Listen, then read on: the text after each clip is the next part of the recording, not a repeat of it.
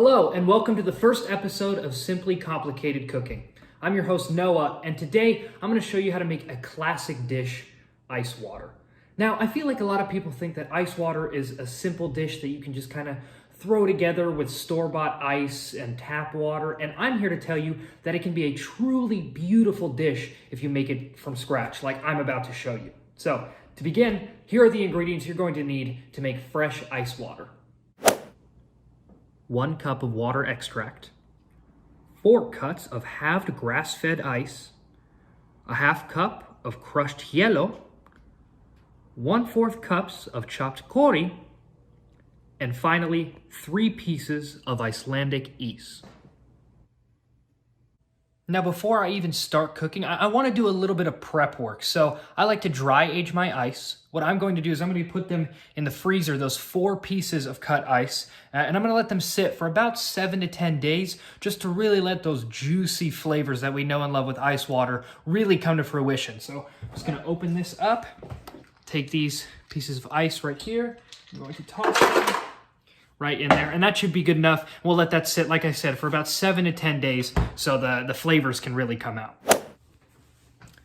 Alrighty, so now we're ready for step number 1. So the first thing I want to do is I want to take this 1 cup of water extract and I'm going to put it inside of this pot. And now what I hear from a lot of people is they say to me, Noah, where do I find water extract? I can only find regular store-bought water. And I'm here to give you a little cooking secret that I've learned along the way, is that when you go outside on a rainy day and you hold out a glass, all the water that you would collect coming from the sky is actually water extract. It's water in its purest form. And for this recipe, we don't want diluted water. We don't want any water that's been tampered with. We want pure water extract. So I have a cup of that here. I'm going to pour it right here in this pot. And this is going to be the base of our dish. So we're just going to let this sit while we prep other things. Alrighty, so the next step is we're going to make that crushed HIELO. Now, HIELO is a Spanish spice that's really going to give this a really strong kick and a little bit of a fun punch to our ice water. So I'm going to set you down right here so you can see the magic happen. And so what I have right here is I have that half cup of HIELO. And what we're going to do is I'm going to put it right here into this, and I'm going to start crushing that up. Really crunch it, give it a nice punch. Crunch that up. Really give it what for. And then see, once it's all crushed up just like that, I can take this, it's already starting to make my eyes water. I'm gonna put this right here in our pot. And like I said, that's gonna add a bit of a punch into this. All right, so the next step is we're going to be chopping up our 4th cup of KORI. Now, KORI is a Japanese ingredient. It's very, very fantastic. It's gonna add a lot to this dish, but something I want you to keep in mind is now, when you're chopping, you have to practice knife safety because this next part of the dish, it's very slippery. It can get out of your fingers very easily, so just be sure you're being safe and you're chopping with precision and that you're not, cutting corners or anything like that. Or cutting corners, sorry, that's a knife pun, but be sure that you're being safe on this next part of the video. Alrighty, so here is the KORI, and I've got my knife with me. We're gonna start chopping this up, move these out of the way. So remember, like I said, it is very slick, so you wanna be sure that you're being very safe with this knife. I just sharpened it, so it should work very well. We really just kinda wanna cut them in half. I know I said that we're gonna be chopping them, but half is good enough. It's still gonna be able to get those flavors into our ice water.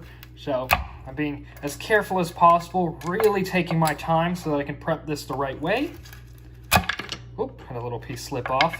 That's fine, like I said, being super safe. And there we go. We have our chopped KORI. So now I'm gonna add this into the pot that we have. All right, great job cutting that KORI. I've got that right here with me. And now we're just gonna go ahead and add it right here into the pot. And then we're gonna move on to the next step. All right, so this next step is actually a little bit of a secret of mine. So what I have here is I have those 3 pieces of Icelandic ice. And so what's great about this is that, a lot of times when people add this into their ice water, they tend to take the shell off. I don't know if you can see, but it's got a very hard shell around the ice. But what I like to do is I like to leave the shell on. It adds a lot of protein and flavor into the ice water that I think is gonna give it even more flavor, even more than we already have. So I'm just gonna go ahead and dump that right in here. and then we can begin our cooking process. Alrighty, now it's time for the fun. Now we can actually begin to heat up and cook the ice water. So first thing I'm gonna do is I'm gonna turn on this power burner, just like that. I'm gonna turn it on. I'm actually gonna leave it on low, and we're gonna let it cook on low because if we cook it on high, it's gonna burn. We really don't want that. We wanna keep all our ingredients nicely melted together. So I'm gonna keep that on low, and that's actually gonna cook for about, I wanna say 30 to 35 minutes on this low temperature. And so I'm gonna let it cook, and then we're gonna check back in and see how it tastes. Alrighty, it's been about 30 minutes now, so I think that our water is good to go. So I'm gonna go ahead and turn the heat off, and now we're gonna give it a bit of a taste test and see how it's doing. All right, so this is where our water is at right now. It looks fantastic. As you can see, everything has been mixed in very well. You can't even tell that there's anything in there, but trust me, there is. All right, so I'm gonna give it a little bit of a taste test, see how things are. Oh my gosh, wow. That's beautiful. I might cry. That's pretty fantastic. You guys are really gonna enjoy this recipe. All right, now that it's done cooking, we're gonna let it sit for about 4 hours so the temperature can go down and we can get it down to a base level of a mixture of all the ingredients in there. So we'll let it sit for just a little bit and then we'll continue with the recipe. Okay, it is now time for the final steps in our recipe. So I have let the water sit for quite some time now, and now what we're gonna do is I'm gonna take it out of the pot. I'm gonna pour it into this glass right here. It's a fresh, newly cleaned glass. I'm gonna take this water that we've been making, pour it right in. You wanna get full exposure of water on the glass, so kind of give it a circular pour. Let's see if we made enough. Hopefully we did. Amazing. Perfect amount right here. Now, you're probably looking at this and going, well, no, that's not done. Where's the ice? And if you remember from earlier, we dry aged our ice in the freezer. And so off camera, I went ahead and I grabbed that out of the freezer. I've got that right here. And so now we're going to add it to our cup.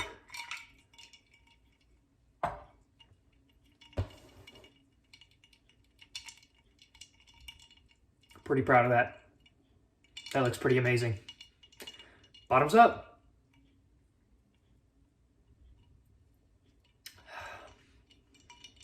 Beautiful. Truly beautiful.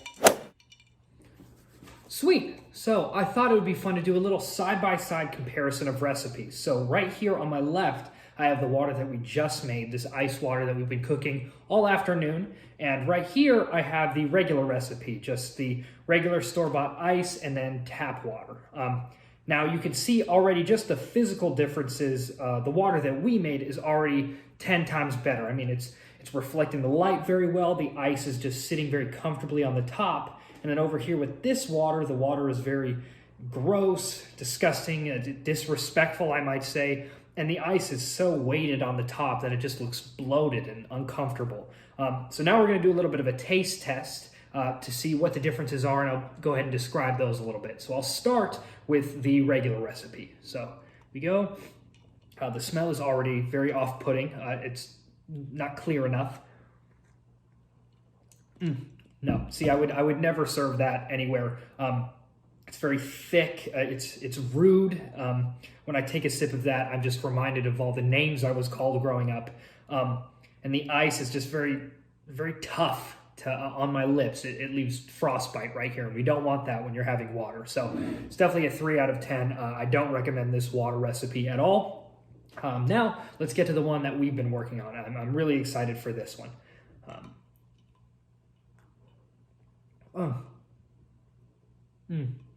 Yep, see, went back for a double sip. That's exquisite. I mean, the ice just gently caresses the lips right around here, and it's very refreshing. I feel wonderful ice going through my body. I feel like Elsa in Frozen. I'm just letting go of all of the problems and everything in my life when I take a sip of this, and it's so crisp and refreshing. I really do recommend this recipe of water for anything.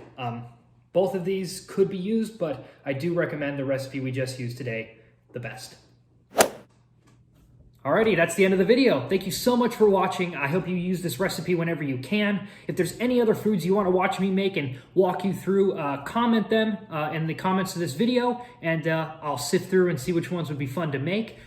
Like the video, share the video, spread it wherever so that people know the right way to make water. And this has been Simply Complicated Cooking with Noah. Just remember, it's cooking so simple, it isn't.